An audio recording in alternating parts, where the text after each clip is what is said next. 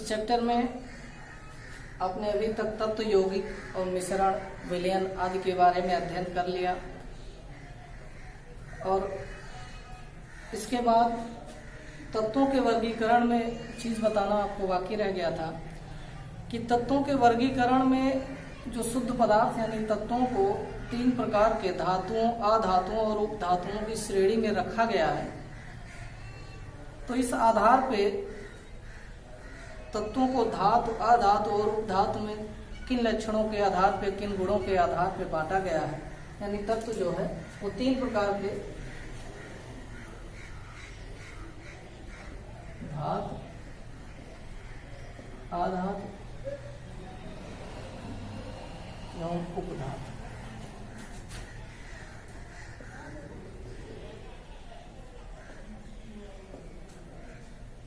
तीन प्रकार की श्रेणियों में बांटा गया है, जिसमें से आपको धातुओं के बारे में, अधातुओं के बारे में, उपधातुओं के बारे में बताया जाएगा कि किन गुणों के आधार पर, किन लक्षणों के आधार पर इनको 3 श्रेणियों में बांटा गया है।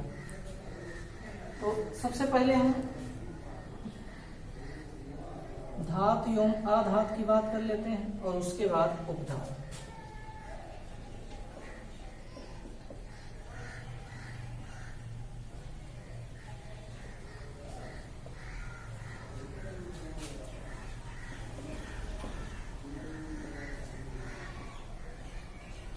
कुछ लक्षणों के आधार पर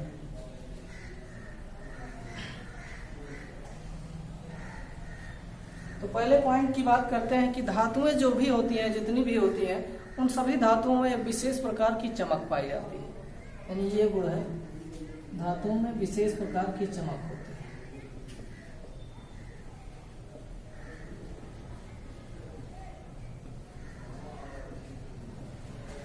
और अधातु की अगर आप बात करते हैं तो अधातुओं में कोई विशेष प्रकार की चमक नहीं पाई जाती। हालांकि आयोडीन और ग्रेफाइट कुछ ऐसी धातुएं हैं जो धातुओं की तरह सामान्य चमक प्रदर्शित करती हैं।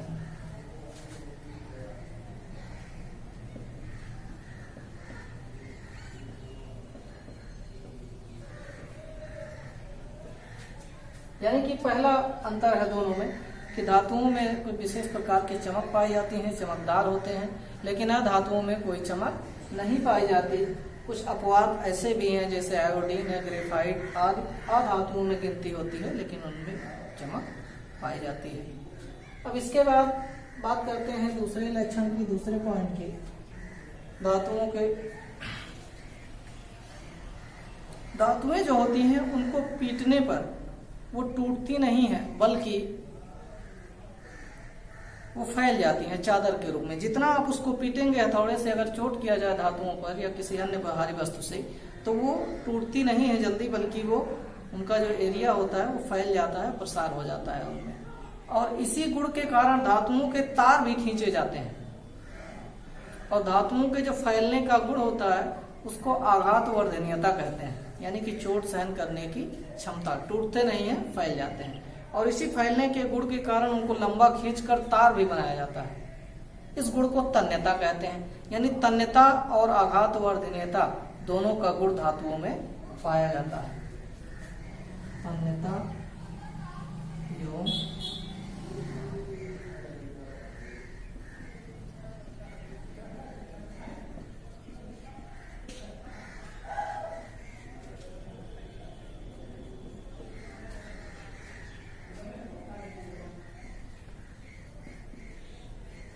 उपस्थित होता है, तो इसमें नहीं होता है। यानी ये क्या होती है, भंगुर होती है। भंगुर का मतलब कि इनको अगर पीटा जाए या खींचा जाए तो ये टूट जाती है, फैलती नहीं है और ना ही इनमें प्रसार होता है। ये भंगुर होती है। यानी इन पे जब आप चोट करेंगे या खींचेंगे ये टूट जाएंगी, कई टुकड़ों में बट जाएंगी। ये अधातुओं के गुण होते हैं। तो ये दूसरा हो गया। अब इसके बाद धातुएं जो होती हैं वो प्रायः विद्युत और उष्मा की सुचालक होती हैं। यानी कि अगर एक सिरे पर विद्युत उनमें प्रवाहित किया जाए तो दूसरे सिरे पर आसानी से विद्युत प्रवाहित हो जाएगी, या एक सिरे को गर्म किया जाए तो दूसरा सिरा भी धीरे धीरे गर्म हो जाएगा। ऊष्मा का प्रसार एक सिरे से दूसरे सिरे तक हो जाएगा, विद्युत का भी प्रसार एक सिरे से दूसरे सिरे तक हो जाएगा। तो इस प्रकार हम कह सकते हैं कि धातुएं विद्युत और ऊष्मा की सुचालक है, विद्युत तथा ऊष्मा की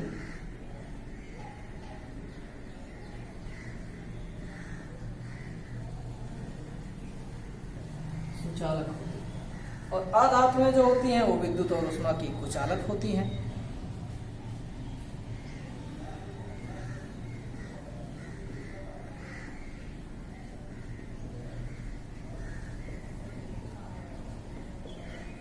हालांकि इसमें भी अपवाद है। ग्रेफाइट एक ऐसी अधातु है जो विद्युत की सुचालक होती है, यानी विद्युत का चालन उसमें होता है, और कार्बन जब गैसीय अवस्था में होता है तो उसमें भी विद्युत का चालन होता है। कुछ अपवाद हैं इनमें, लेकिन जो मुख्य लक्षण है कि धातुएं विद्युत और ऊष्मा की सुचालक होती हैं और अधातुएं विद्युत और ऊष्मा की कुचालक होती हैं। इसके बाद अगले पॉइंट की बात करते हैं कि इनके जो गलनांक और क्वथनांक होते हैं धातुओं के, वो प्रायः उच्च होते हैं। गलनांक तथा क्वथनांक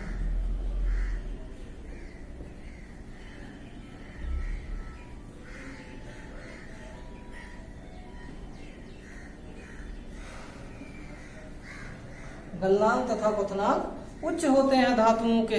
लेकिन कुछ गैलियम और सीजियम आदि ऐसी भी धातुएं होती हैं जो इसमें भी अपवाद हैं। इनका गलनांक बहुत ही 30 डिग्री सेंटीग्रेड 28 डिग्री सेंटीग्रेड होता है गैलियम और सीजियम का।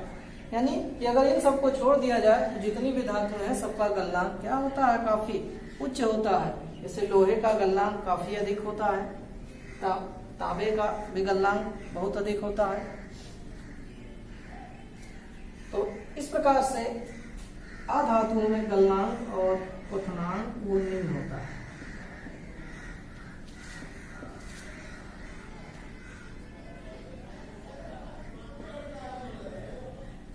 यानी कम ताप पर ही ये पिघल जाते हैं और कम ताप पर ही ये उबलने लगते हैं।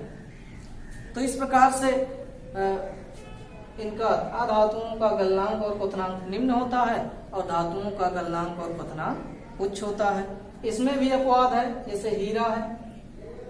हीरे का जो गलनांक होता है वो बहुत ही अधिक होता है, लगभग 3500 डिग्री सेंटीग्रेड होता है। तो इसमें हीरा अपवाद है। जैसे इसमें गैलियम और सीजियम बताया गया कि इनका गलनांक जो है क्वथनांक वो नीचा होता है, यानी कम होता है, और इसका बहुत अधिक होता है। अब इसके बाद अगला अंतर हम देखेंगे धातुओं का, जो भी अगला लक्षण है। धातुएं जो होती हैं वो प्रायः कठोर और ठोस अवस्था में होती है। धातुएं प्रायः ठोस एवं कठोर होती हैं।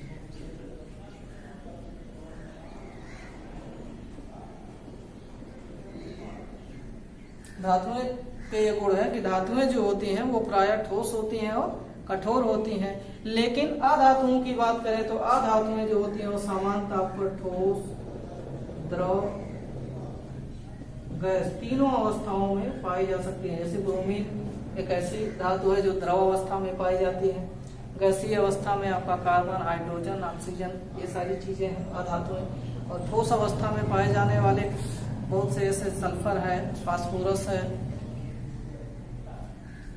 आयोडीन है।